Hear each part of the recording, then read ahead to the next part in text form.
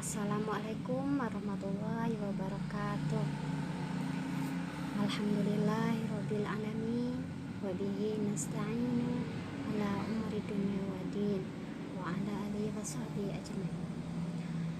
Alhamdulillah, hari ini Ibu telah menyelesaikan video berisikan rangkuman materi pendidikan agama Islam dan budi pekerti yang semoga dengan disajikannya video ini kalian dapat mengingat kembali materi pelajaran yang pernah Ibu berikan di kelas. Semoga video ini bermanfaat untuk kalian dalam mengingat dan menghafal materi pelajaran pendidikan agama Islam dan budi pekerti untuk persiapan evaluasi minggu depan. Semoga bermanfaat. Selamat menyaksikan dan mengingat.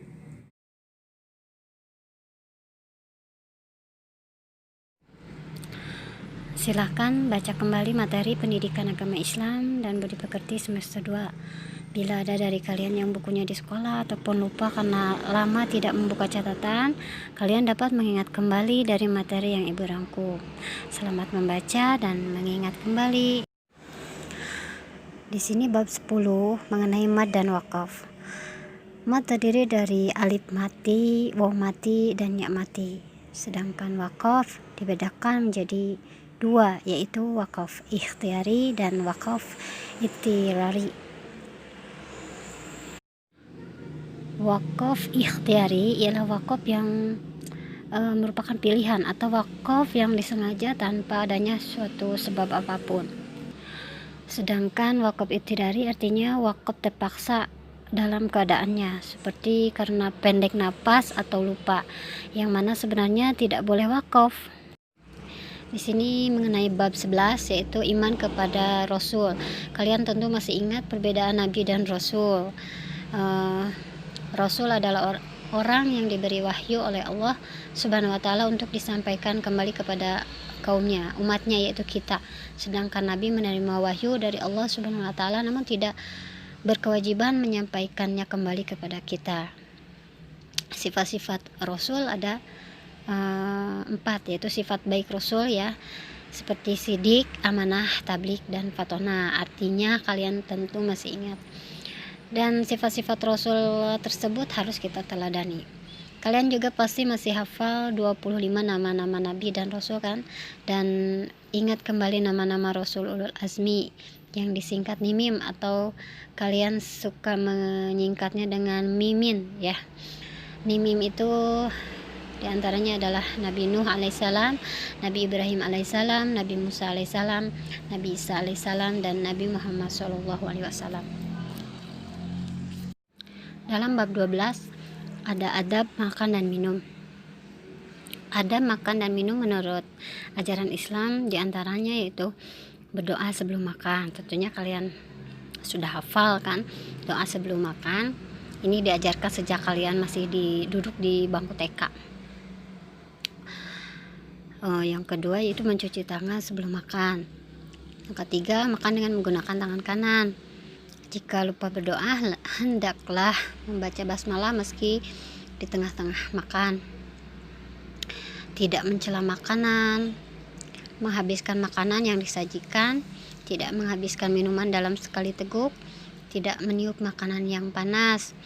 Maksudnya di sini menunggu makanan tersebut dingin dahulu atau hilang panasnya, karena selain mengikuti anjuran agama Islam itu juga baik untuk kesehatan kita, karena jika memakan nasi misalnya yang masih panas itu akan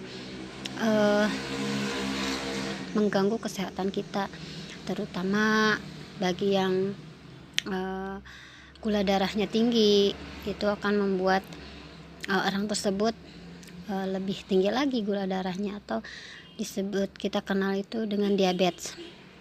Yang berikutnya itu tidak makan atau minum sambil berjalan.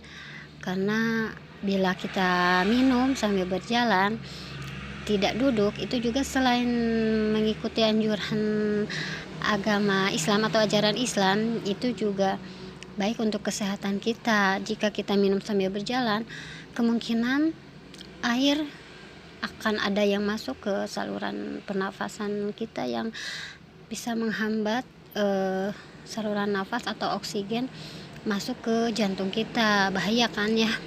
Atau mungkin juga akan mengganggu pernafasan kita.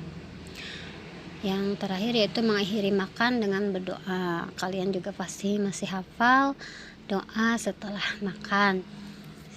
Coba diingat kembali.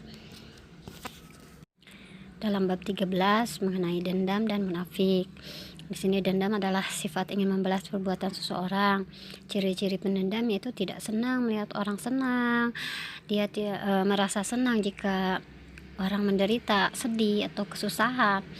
Selalu membahas kejelekan orang lain, suka memfitnah orang lain, dan suka membuka aib orang lain. Akibat negatif seorang pendendam bagi dirinya sendiri yaitu hidupnya tidak akan tenang, hidupnya akan tersiksa, mudah terserang penyakit terutama darah tinggi, dan dibenci oleh orang lain.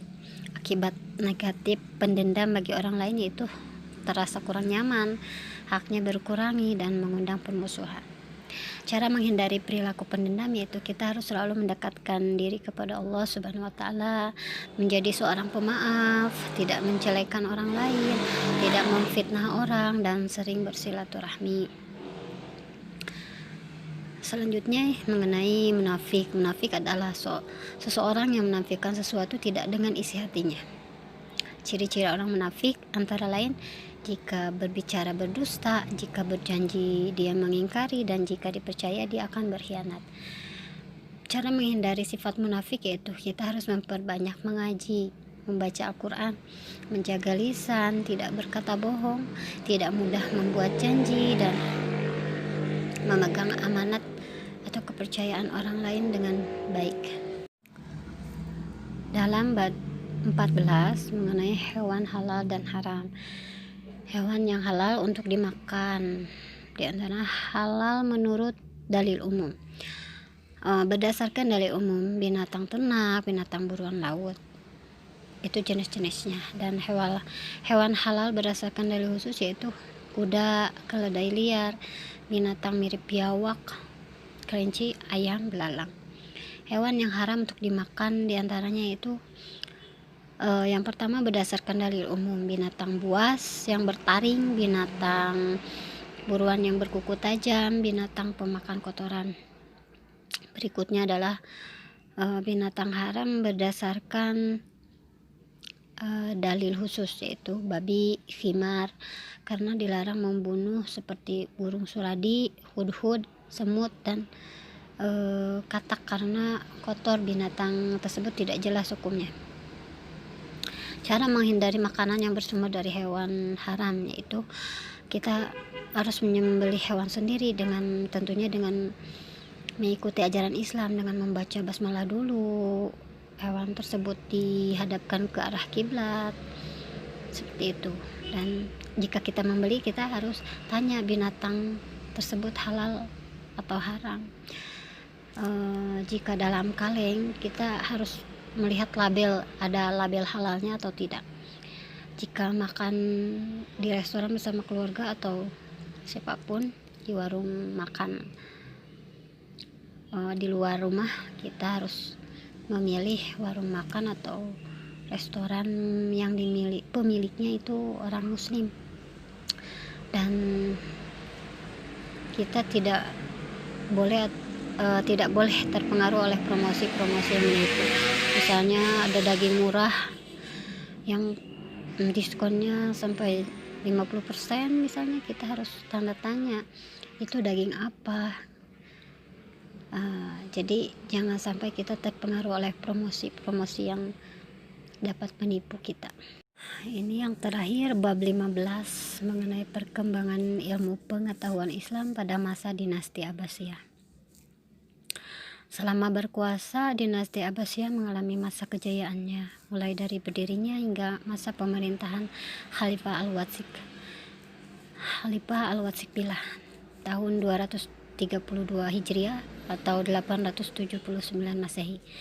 Ibu kota pemerintahan dinasti Abbasiyah adalah Baghdad.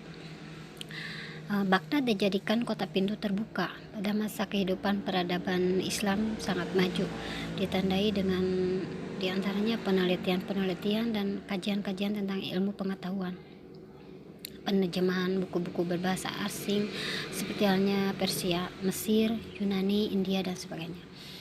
Kemajuan ilmu pengetahuan Islam sangat pesat, ditandai dengan lahirnya beberapa ilmu antara lain seperti ilmu tafsir, hadis, fikih, tasawuf, dan sebagainya.